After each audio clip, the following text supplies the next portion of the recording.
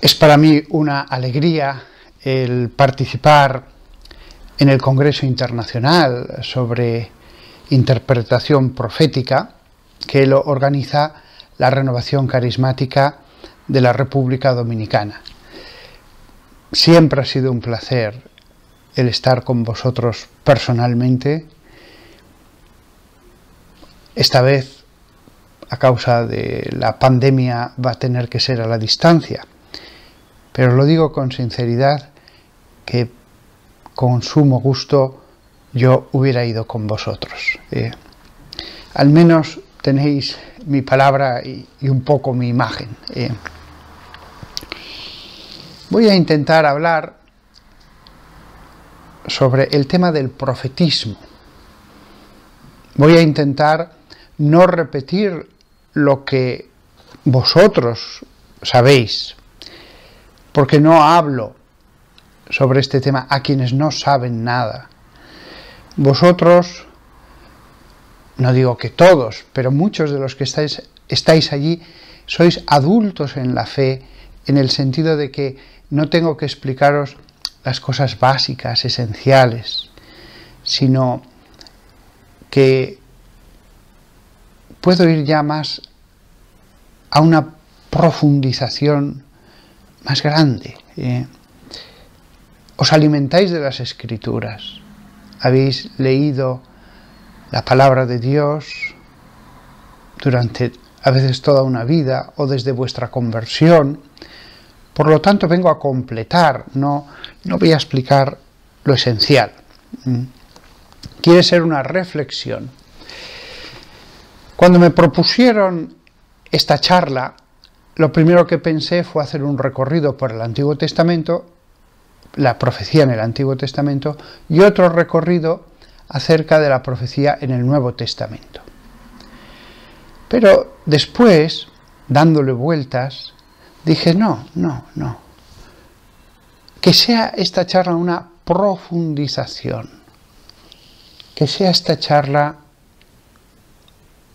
un ir más a la esencia de lo que es este don, este fenómeno, este hecho. Así que comienzo ya. El profeta, con toda verdad, podemos decir que es portavoz. El profeta no es portavoz de las Escrituras, sino del autor de estas. El profeta participa del Espíritu que procede del Padre y que se posó sobre Jesús.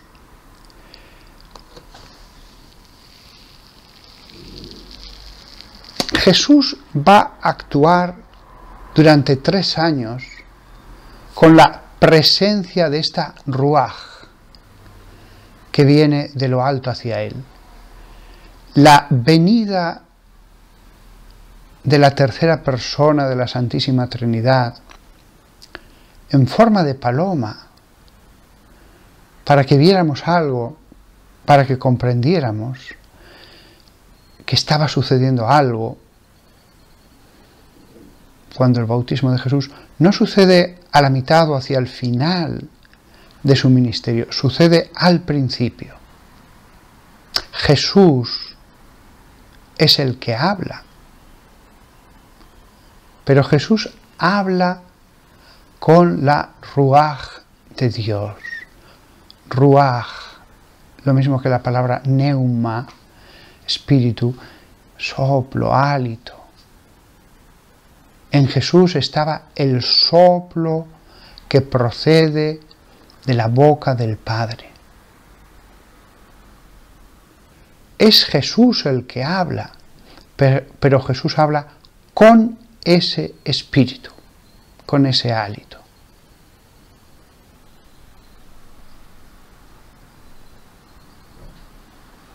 Quizás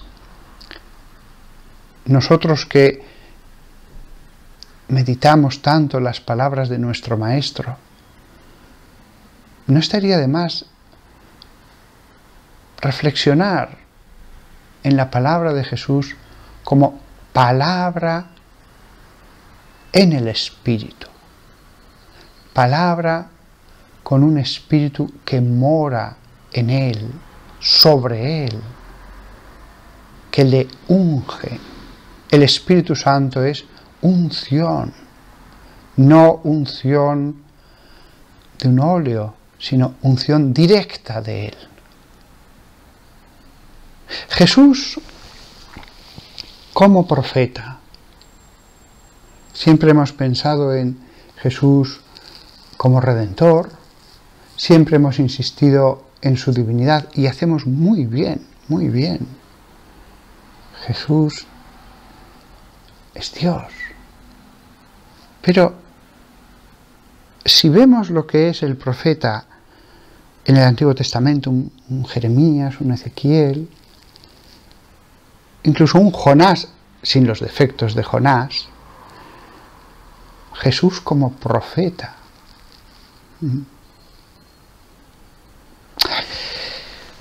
Jesús habla como tiene que hablar a ese pueblo.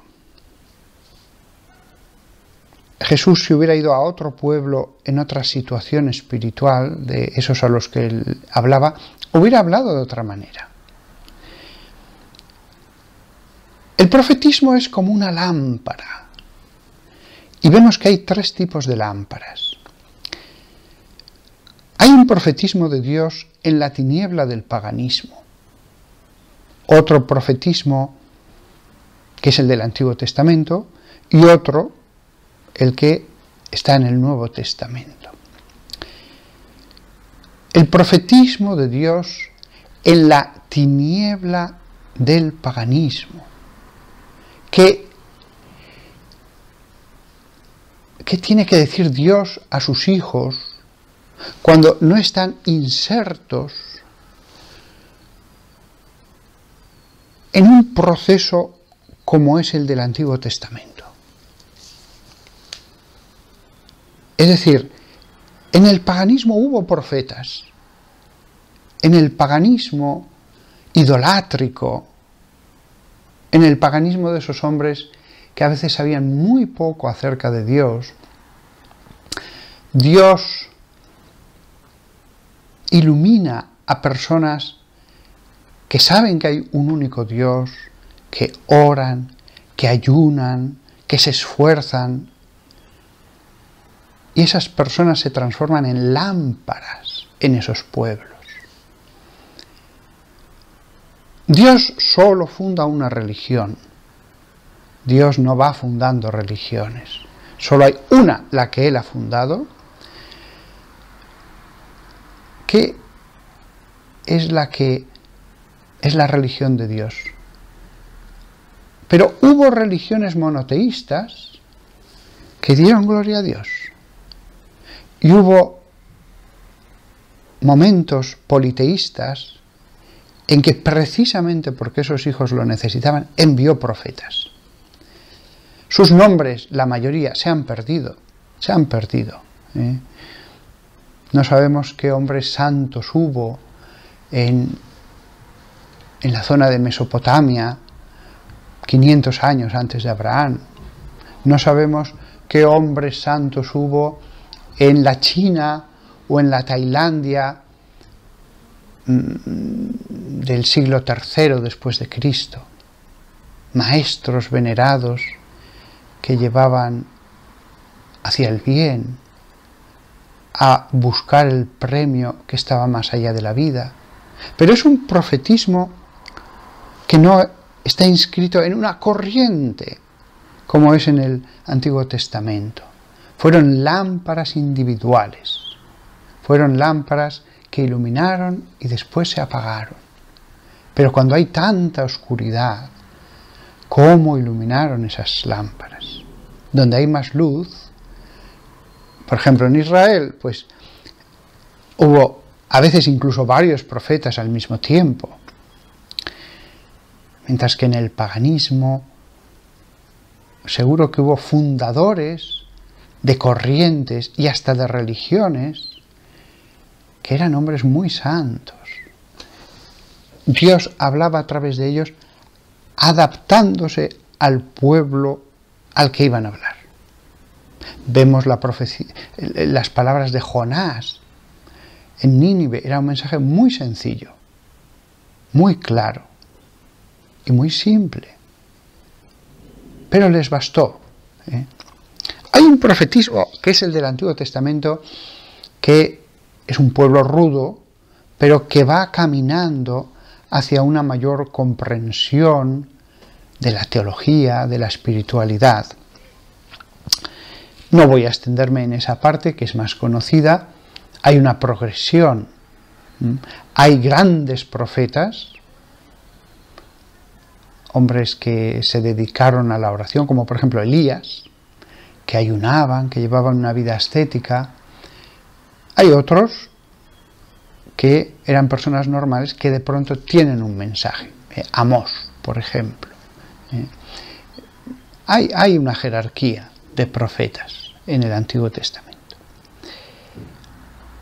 De hecho, de los profetas antes de la Iglesia, el más grande de todos fue Juan el Bautista.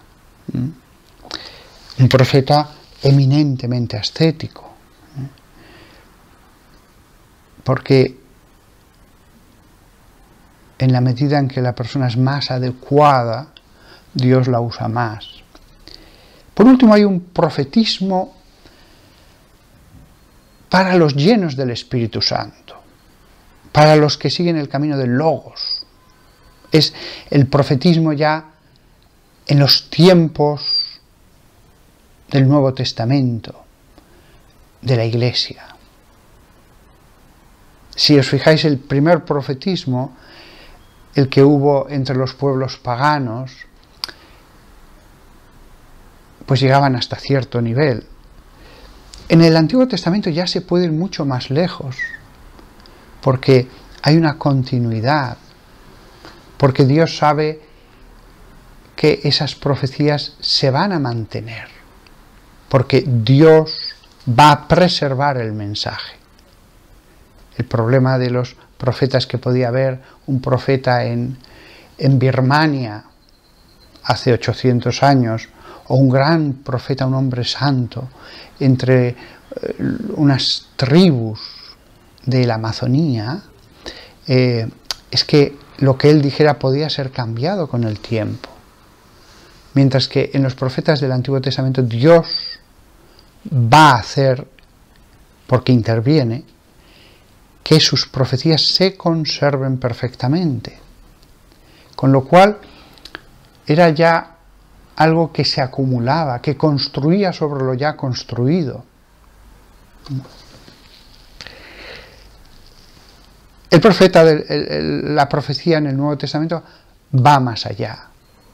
Ya no es el profetismo para un pueblo rudo, para un pueblo que lucha contra la idolatría.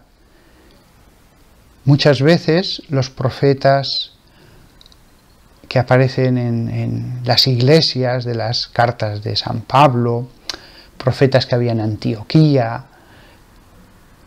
profetas que sabemos por escritos de la era apostólica que había en las primeras comunidades, hablan a gente heroica, a gente que va a dar su vida por el nombre de Cristo. Ejercer el profetismo para los llenos del Espíritu Santo, para los que ya siguen al Logos. No es el profetismo para una conversión, es el profetismo para los que ya se han convertido. Es el profetismo del Espíritu Santo para renacidos del agua que ya tienen el Espíritu Santo. También el Hades, el infierno, tuvo sus profetas. Satanás habló por boca de los suyos. Podemos ver algunos afamados hombres del siglo XIX, del siglo XX, llenos de fama, pero porque dieron un mensaje que era el mensaje del infierno. Por su boca hablaba Satanás. Pienso por supuesto, en alguien como Hitler, pero tuvo más bocas que extendían ese mensaje de odio, de guerra. También en el marxismo hubo bocas cuyo mensaje era del mal. No es que ellos tuvieran una visión y explicaran una visión que les había dado el demonio, no.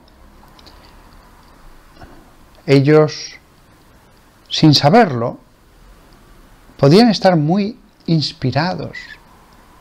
Freud podía estar inspirado por el demonio. Nietzsche podía estar inspirado por el demonio sin ellos saberlo. Porque a veces el profeta del infierno puede ser ateo. Es cierto que también hay lo mismo que un profeta del Antiguo Testamento podía entrar en trance y dar un mensaje de parte de Dios. Por ejemplo, Santa Catalina de Siena, en éxtasis, se dice que dictó su libro El Diálogo.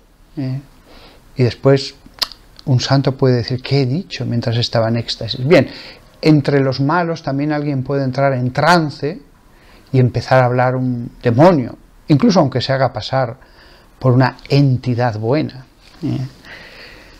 Pero el gran mal no lo van a hacer estas personas en trance, porque hayan hecho espiritismo o lo que sea.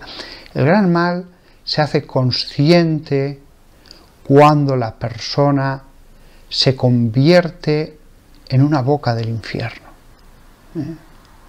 con un mensaje que de nuevo se va a adaptar al pueblo que habla. No va a decir el demonio lo mismo a los alemanes en 1935 que a los rusos justo antes de que triunfara la revolución. Bien, el pseudoprofetismo del infierno, no, falso profetismo no, verdadero profetismo, pero del mal, los profetas del demonio. Como vemos, es interesante, hay un profetismo de Dios, un profetismo de abajo. Profeta, el pro que existe en griego es sustitutivo, de ahí viene, por ejemplo, pronombre, lo que sustituye al nombre, lo que está en lugar del nombre. Profeta, femi en griego, significa decir, profemi, el que habla en vez de. Dios es, el que está, el presente. Y sin embargo, estando presente, nos habla y a veces actúa a través de sus profetas. Salvo en el momento fundacional, que es el momento de las plagas, Éxodo, es un momento fundacional, verdaderamente central. Salvo en ese momento único, Dios suele actuar de un modo más humilde, moderado, a través de sus profetas. Es verdad que hubo un momento en las Escrituras espectacular. Uno. Pero después actúa Él, se ve que es Él, pero actúa a través de ellos. Incluso en ese momento fundacional, plagas Éxodo, Dios no habla a su pueblo desde el cielo. Oirán los truenos, verán los relámpagos en el Sinaí. En otros momentos vieron la columna de fuego, prodigios. Pero Dios no habla a través de los cielos. Habla a través de Moisés y después a través de sus profetas. No hay un momento en que se abren los cielos y la voz habla a todo el pueblo. Éxodo 3, versículo 10 al 12. He visto la aflicción de mi pueblo en Egipto, conozco sus angustias. Yo te envío al faraón, yo estaré contigo. He suprimido algunas palabras en medio para dejar lo esencial. He visto la aflicción de mi pueblo en Egipto, conozco sus angustias. Yo te envío al faraón, yo estaré contigo. Yo estaré contigo, le dice a Moisés. El sacerdote está ante Dios. Dios está con el profeta. Fijaos la diferencia entre oficiar ante el sacerdote, obrar a través de el profeta.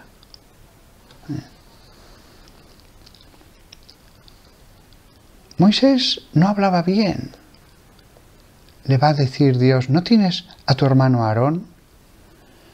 Él te servirá de boca y tú serás Dios para él. Éxodo 4, versículo 14 al 16, sale esta escena. Él te servirá de boca y tú serás Dios para él. Por lo tanto, el profeta es la boca de Dios. La boca de Dios. ¡Qué misión tan grandiosa!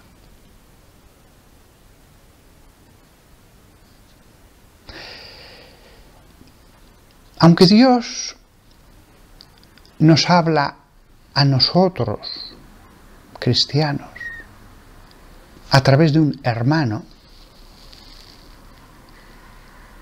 Dios es uno, pero las bocas son distintas. Hay que reservar la palabra profeta para la boca perfecta, la que transmite exactamente el mensaje que se le da. Hay otros hermanos en la fe que pueden tener una intuición. Hay gente que tiene intuiciones acerca del futuro. Hay gente que puede haber hasta tenido un sueño, pero no está claro. Hay elementos que no están nada claros, que son confusos. Hay que reservar la palabra profeta no para el que tiene una visión borrosa, una intuición, una cierta percepción, sino para el que es boca perfecta. Una cosa es ser profeta y otra muy distinta es, en un momento dado, alguien que está lleno del Espíritu y que alaba a Dios con unas palabras que después dicen, es que no eran mías, me sentí lleno del Espíritu en aquella reunión de alabanza. Eso no le convierte en profeta. 1 Samuel 19:20. El rey envió mensajeros para capturarle, pero cuando vieron el grupo de los profetas profetizando con Samuel,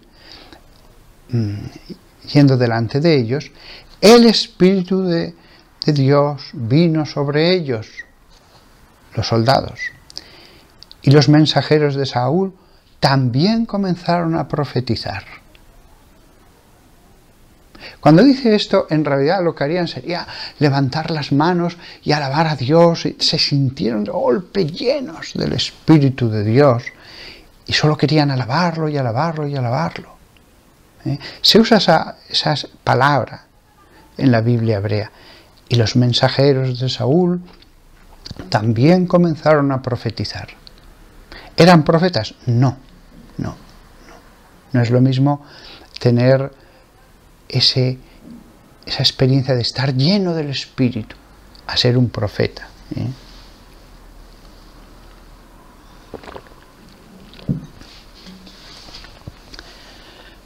Observemos las palabras de Jeremías, que le dice Dios a Jeremías.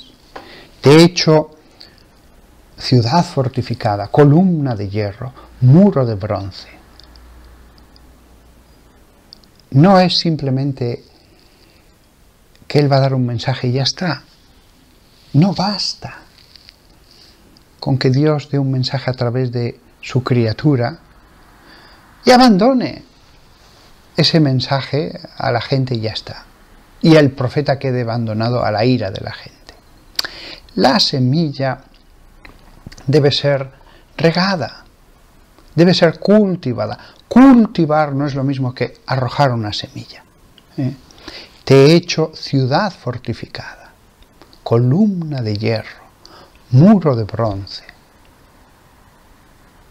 La iglesia entera participa de esta misión profética. No bastaba con dejar el Evangelio en el mundo y dejar que los hombres se apañaran. Podía haber dado las parábolas, sus enseñanzas Jesús, y después decir, mirad, aquí tenéis la Biblia, seguidla. No, se necesita un cultivo. Habacuc 2:1.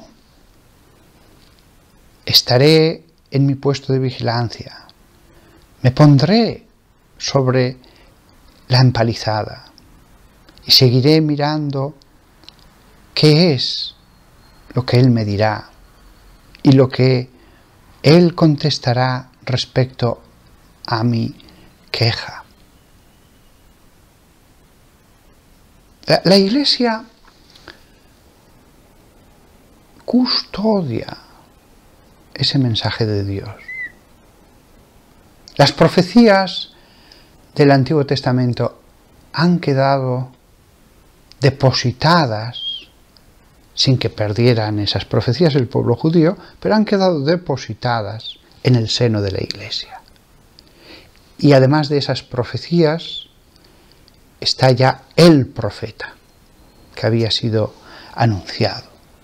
El profeta por antonomasia, Jesús, el que culmina todos esos profetas.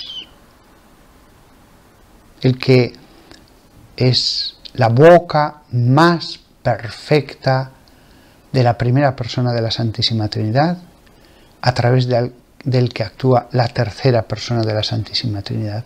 Y él mismo es la segunda persona. No, un mensaje así no podía abandonarse al mundo. Está protegido por los muros de la Iglesia, protegido por hombres santos, por hombres que cultivan día a día ese mensaje en los demás y en sí mismos.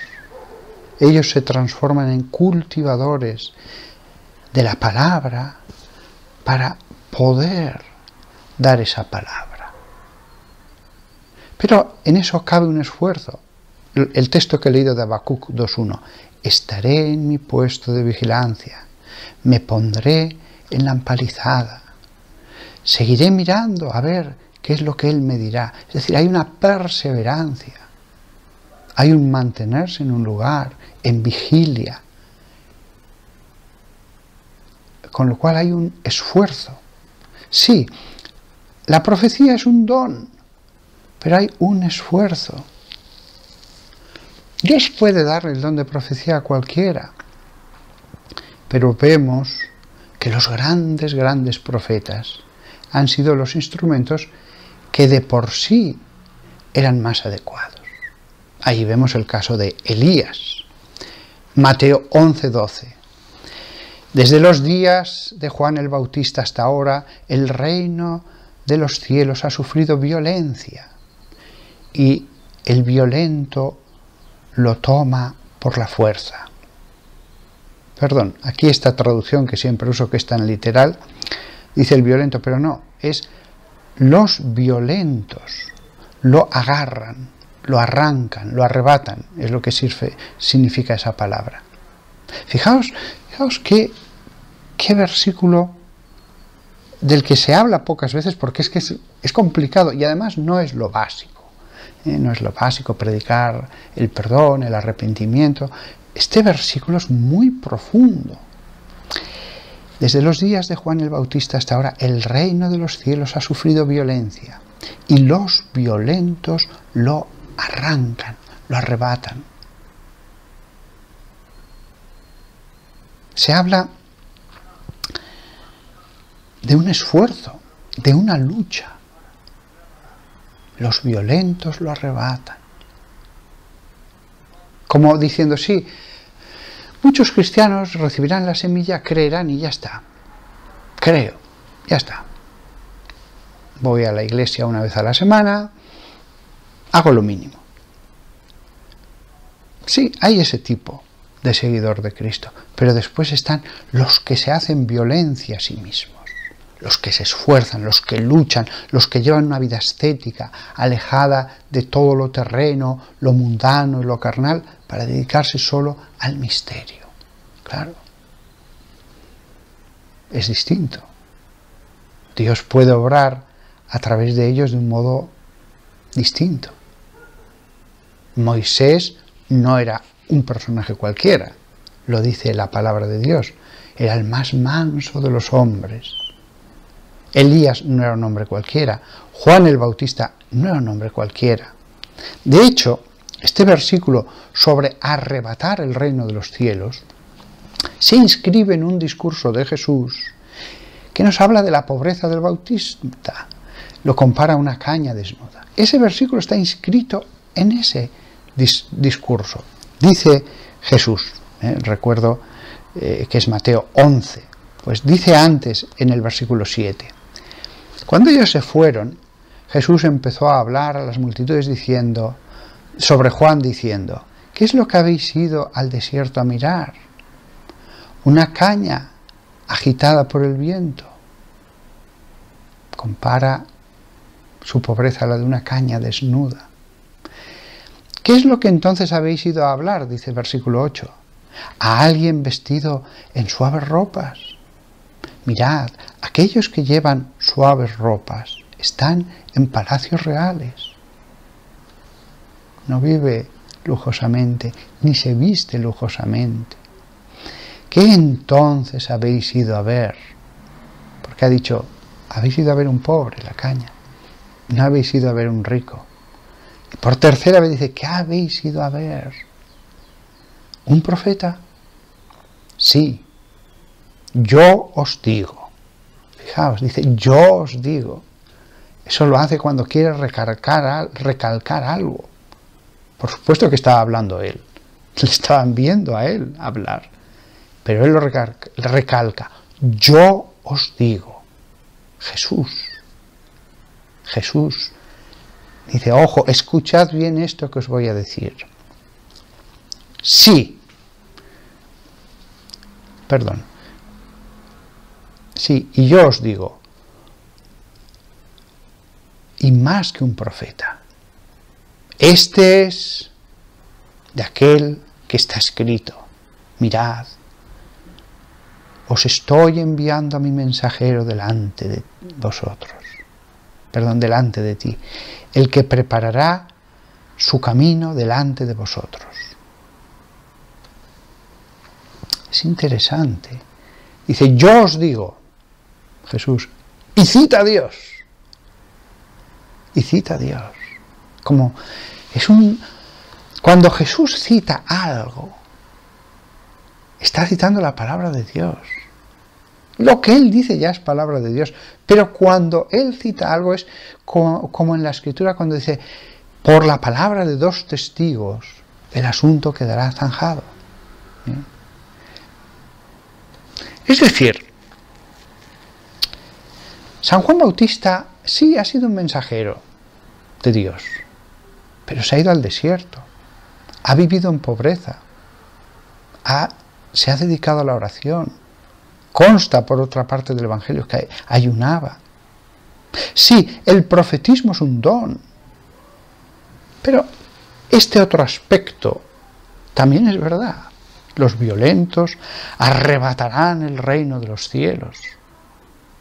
Sí, Dios podría dar los mayores dones a alguien que cree en Jesús, pero que se emborracha y que es mentiroso y que roba y que, sí, por poder, podría hacerlo. Pero los grandes tesoros en las manos inadecuadas se convertirían en objetos de destrucción. se convertirán en algo que destruiría a su portador. Sí, puede dar a quien quiera, pero a veces el don es tan inmenso que sería la destrucción espiritual del portador. Cuando un don es tan inmenso, la persona tiene que poder soportar su peso, tiene que poder soportar los vientos, los huracanes que se van a desatar alrededor de él.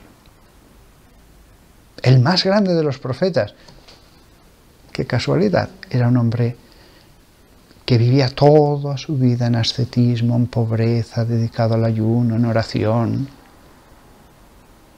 El que se va a aparecer en la transfiguración, lo mismo. Otro Juan el Bautista, Elías. ¿Por qué no se aparece Amós o Habacuc o Ageo? Porque hay una jerarquía.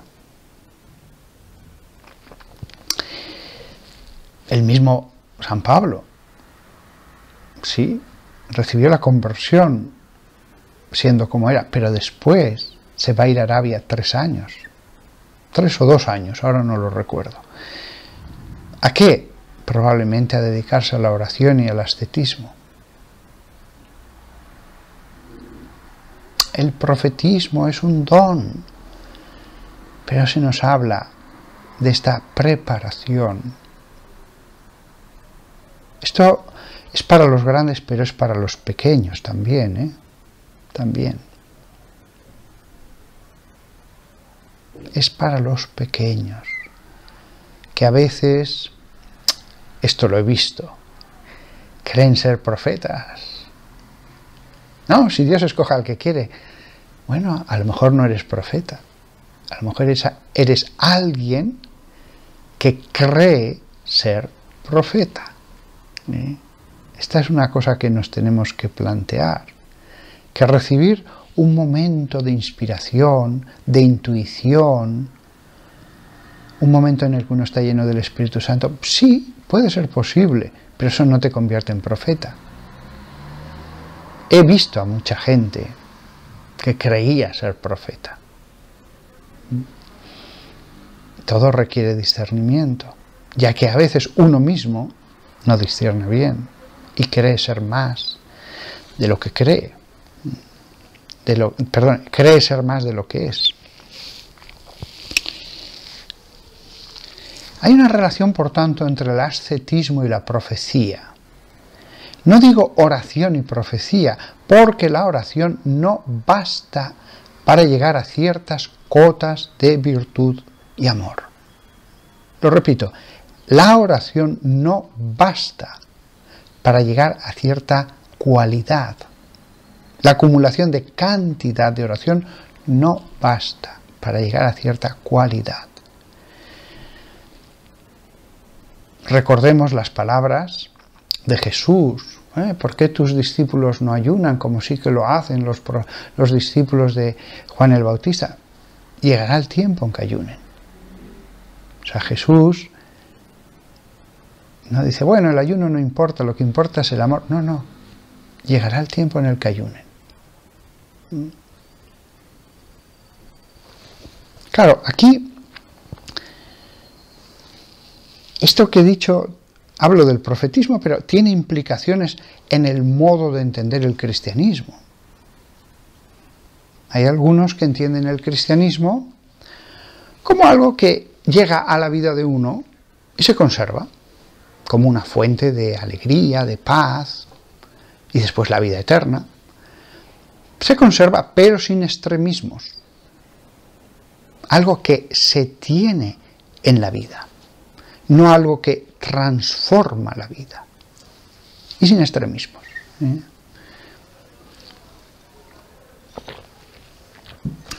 Aquí me quiero fijar en algunos que son malos pastores evangélicos, que dirigen sus iglesias como si fueran empresas, sobre todo los famosos el Evangelio de la Prosperidad. Ojo, no estoy diciendo todos los malos pastores evangélicos, no. hay pastores evangélicos, perdón, la mayoría de los pastores evangélicos son buenas personas que tratan de vivir de la fe, de la palabra de Dios. Pero lo mismo que hay malos sacerdotes católicos, también hay ese tipo de pastores que predican un evangelio de la prosperidad.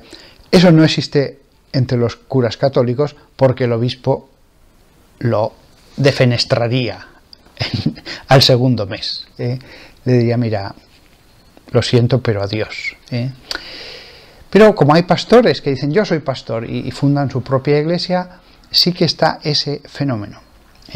Y hemos conocido, porque lo malo es lo que más se conoce, pues ese tipo de pastores que tienen una casa impresionante, un palacio, vacaciones costosísimas, que viven en el lujo.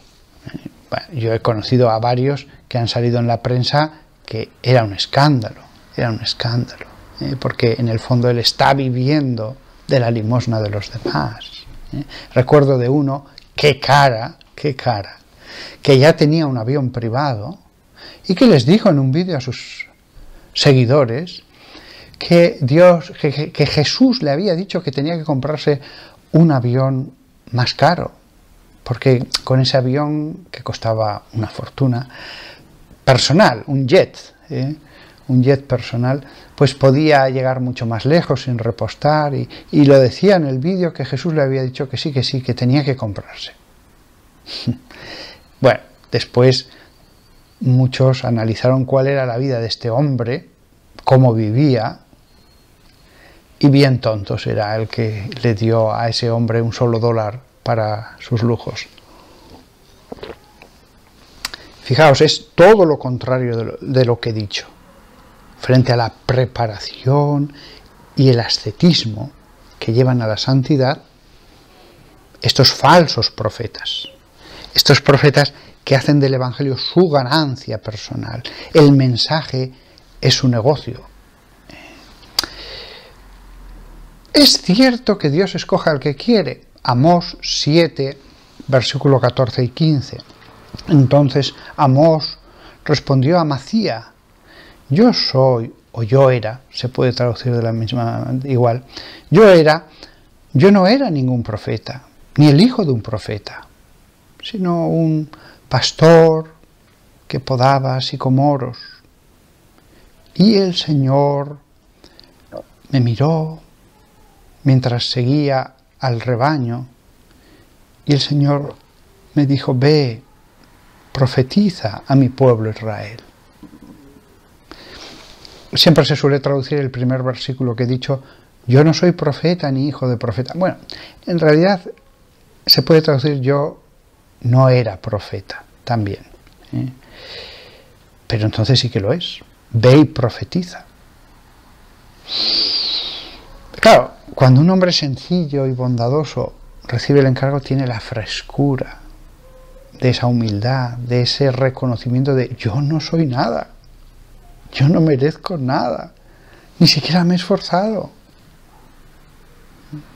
Pero es cierto que la palabra tiene persecución, la palabra levanta vientos, si la persona no es fuerte, pues va a sufrir. Por eso el profetismo, siendo una cosa tan grande, Dios lo da con cuentagotas, precisamente porque es muy grande. ¿Debéis desear ser profetas? No. Que otros sean profetas, que otros lo sean. San Pablo, cuando habla de los carismas, sí que dice que se pida el don de profecía, pero ojo, no dice pedidlo para ti mismo, sino para la comunidad. Ambicionad carismas mejores, pero no significa que, para mí, yo soy digno, yo soy el adecuado. No, que la comunidad tenga los carismas de Dios. Es como el sacerdote que dijera, que yo sea obispo. No, que haya buenos obispos. que haya buenos obispos, santos obispos. No, yo, como tiene que haber buenos obispos, que lo sea yo. No. Si quieres ser importante en el reino de Dios, sé el último. Si algo os tiene que quedar claro a todos vosotros en este congreso sobre profetismo, es que no deseéis ser profetas. No lo deseéis. ¿Está mal pedirlo para uno? No es pecado. Pero Dios diría, hijo mío, ¿por qué crees que no te lo he dado? Pues a lo mejor porque antes tienes que hacer 100 cosas antes de que yo pueda considerar. Bueno, Él lo sabe todo, Dios no considera. Antes de que yo sepa que tú ahora sí puedes serlo para tu bien y el de los demás. Por lo tanto, que nadie pida para sí mismo el don de profecía, ni lo desee. ¿Qué hay que desear? Estar en el último puesto. No precisamente las cosas que nos llenan de fama, de prestigio, de admiración, el diaconos, el servidor, la diaconía, sí, eso sí, sí. Pensemos ahora otra cosa. Cuando surgió el cristianismo, se tenía la conciencia de que el profetismo había cesado tiempo atrás. Cuando surge el cristianismo, se pensaba que los profetas eran algo antiguo, de antes de el exilio a Babilonia. Y es cierto, desde ese momento del exilio hasta que llega Jesús, no hay profetas. Probablemente hubo pequeños profetas menores que hablaban a unas cuantas personas en una región, o se sabía de un hombre santo que estaba en Jerusalén, pero nada comparable con un Jeremías o un Daniel, etc. En las parroquias españolas de los años 50, 60, eso lo conozco bien, porque es mi tierra, los profetas eran algo propio de las Escrituras. No existía la percepción de que hubiera hermanos con don de profecía en cada parroquia y en cada diócesis, no. Eso sí que era frecuente en el siglo I, pero no, por ejemplo, en la España de los años 50, 60, 70, no. En el siglo I, II, sí que había profetas, sí que aparecen infinidad de textos que nos hablan de ese carisma habitual. Esta falta de profetismo era un mal en la Iglesia española de los años 60, digo 60, pero se extiende esto a todo el siglo y el siglo anterior, etc. No. Las parroquias españolas de esa época tenían unos bienes que no los tenían las iglesias de Siria en el siglo II. Dios había dado una serie de dones, de tesoros, de regalos a esas iglesias de esa época y otros a la iglesia de Siria en el siglo II o a las comunidades africanas del siglo III. No es este el momento de hacer comparaciones detalladas, pero las dos iglesias eran buenas, no eran copias una de la otra. Lo esencial era lo mismo, la misma fe, los mismos sacramentos, etc. Pero no era una mera copia, cada una tenía sus dones. Decía el Apocalipsis sirio de Baruch, que es una obra apócrifa del siglo I, los profetas se han dormido. Tosefta, que es un libro de la literatura rabínica, decía: tras la muerte de Ageo, Zacarías y Malaquías, los últimos profetas, tras ellos el Espíritu Santo cesó en Israel. Ni siquiera en Qumran había profetas, ni su fundador se consideraba que era un profeta. Hay muchos textos que inciden en cómo cuando llega Jesús, desde la época del exilio ya no había profetas. Daniel sí que lo había sido. Los rabinos de la sinagoga, por lo tanto, se consideraban custodios del depósito cerrado del profetismo. Esta expresión no la digo despectivamente. Ciertamente había un depósito y su interpretación debía custodiarse. Y repito, los rabinos se consideraban custodios del depósito cerrado del profetismo. La interpretación de los profetas requiere custodios.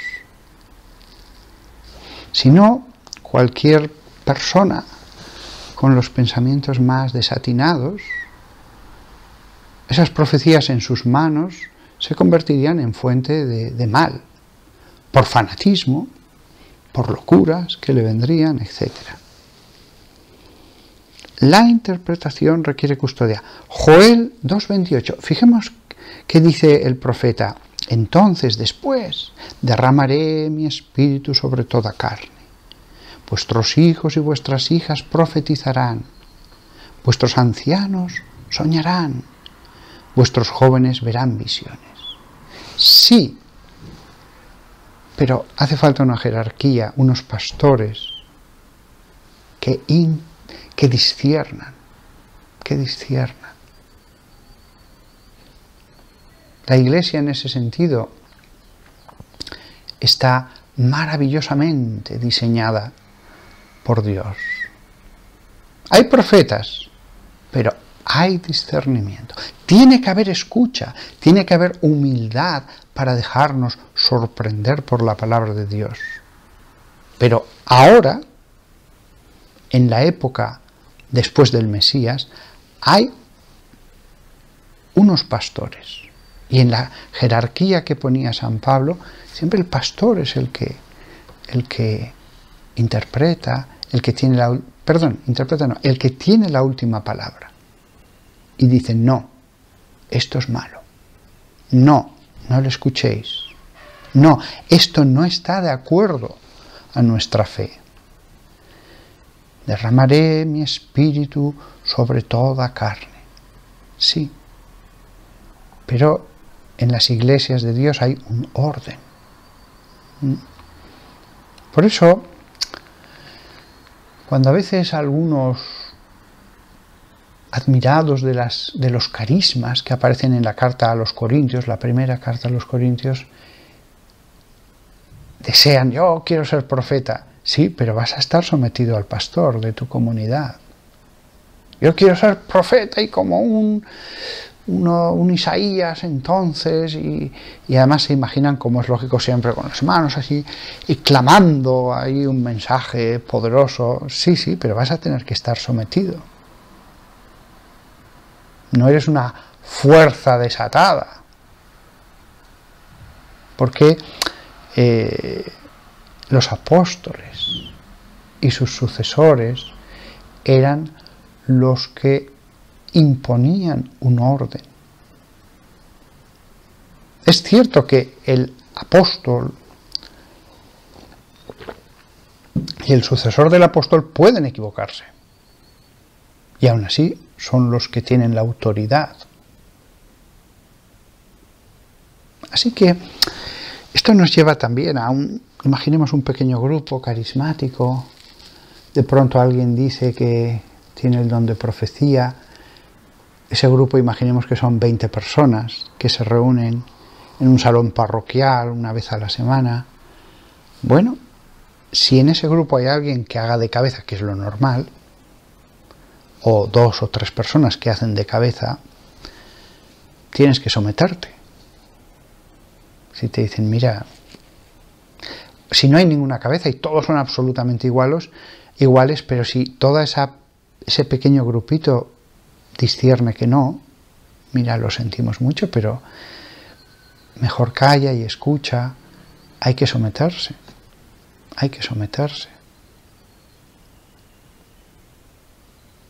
En el fondo, La soberbia hace que muchos crean que ellos son cabeza. A todo el mundo, todos no, pero hay muchos que tienen un deseo inmenso de ser cabeza, no de ser servidores.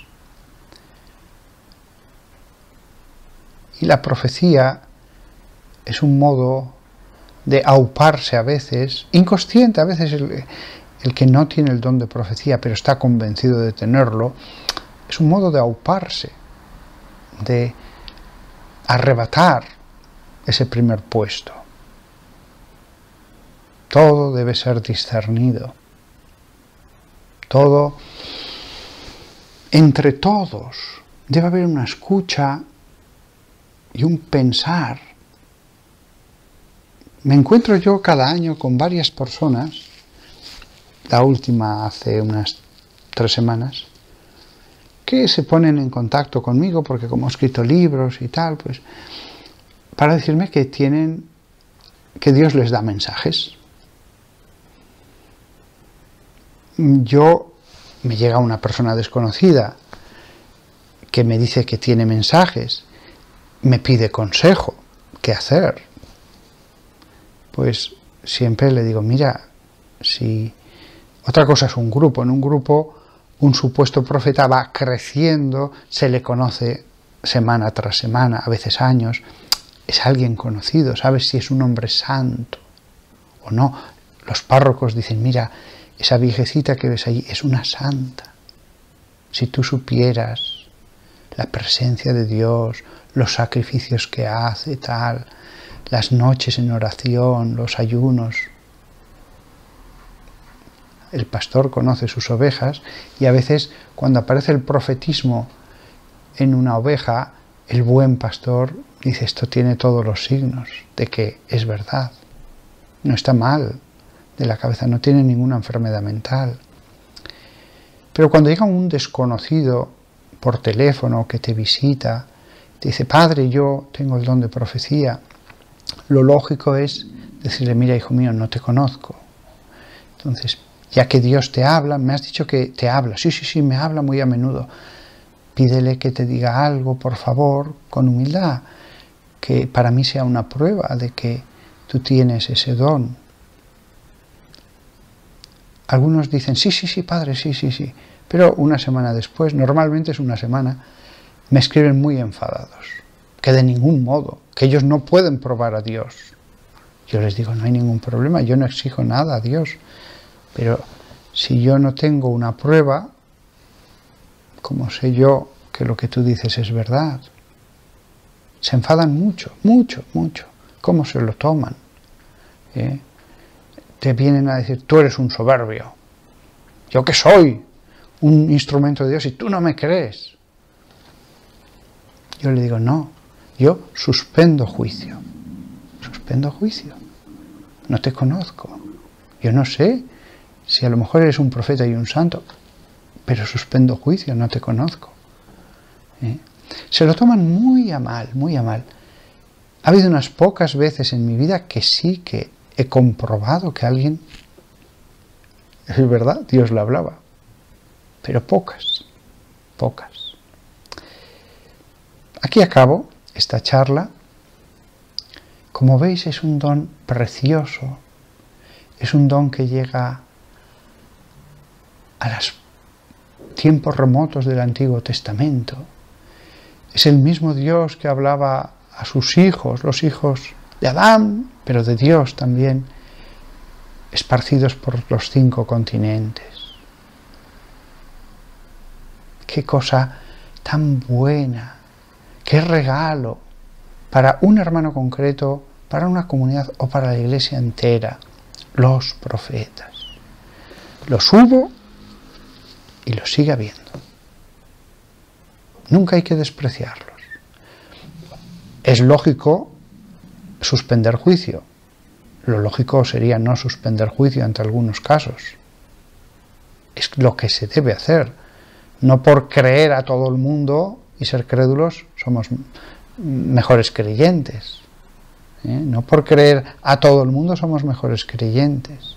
La fe es a Dios, no al primero que llegue. ¡Qué don tan bonito! La profecía se prueba por sí misma. La profecía se prueba por sí misma, porque dirá algo que diremos, sí, Señor, sí. Es tu boca, es tu instrumento. La profecía se prueba por sí mismo. Bien es cierto que el hombre lleno de pecado puede resistir la prueba de Dios. El hombre malo puede cerrar los ojos y no querer ver. Hay profetas en nuestra época. En todas las épocas los ha habido, más escondidos o menos escondidos, más frecuentes, como era en la iglesia primitiva, en la época primera, o menos frecuentes. Pero es Dios Padre que nos hace un regalo. Gracias, Señor, por los profetas. Gracias por las personas que has puesto en mi vida, que me han dicho, Dios quiere que sepa esto, y que sé que era verdad, después de un proceso de discernimiento, o porque esa misma frase incluía algo que era la prueba, que ellos no podían saber de ninguna de las maneras. Gracias, Señor, porque a mí en concreto me has guiado. Me has guiado como guiaste al rey David, como guiaste a Salomón, como guiaste en la época de los jueces, como guiabas a aquel grupito de cristianos en Antioquía, o en Filipo, o en Corinto. Me has guiado, me has dicho algo directo. Este mensaje es de Dios para ti. Y me has dado ánimo, me has consolado, me has iluminado diciendo, no hagas eso, que te va a traer muchos problemas, no es la voluntad de Dios. ¡Qué preciosidad! ¡Qué Dios! ¡Qué Dios! ¡Qué Dios tan bondadoso! Pero también la ira de Dios, Cuando a veces ha habido una profecía que ha indicado Dios va a castigar a esta persona. Incluso a veces con plazo de tiempo, una semana. Y efectivamente, a la semana fue castigada. También la ira de Dios, el amor de Dios y la ira de Dios. Amor, castigo. Nada más. Gracias, Señor, porque eres tan generoso y porque cuando tú das una palabra de profecía, el sol sale en el alma. Cuando uno dice, ahí va, esto es verdad, el efecto que eso tiene sobre la persona, la seguridad que le da, le reasegura. Qué cosa tan impresionante. Y las grandezas de Dios del Antiguo Testamento se dieron en las primeras comunidades de Roma y de Atenas y de Macedonia y se dan ahora. Es el mismo Dios. Os hablo de lo que yo soy testigo. Se dan. Por lo tanto, todo lo demás también. Esa es la prueba, ese es el sello de que todo lo demás que está incluido en su palabra es verdad.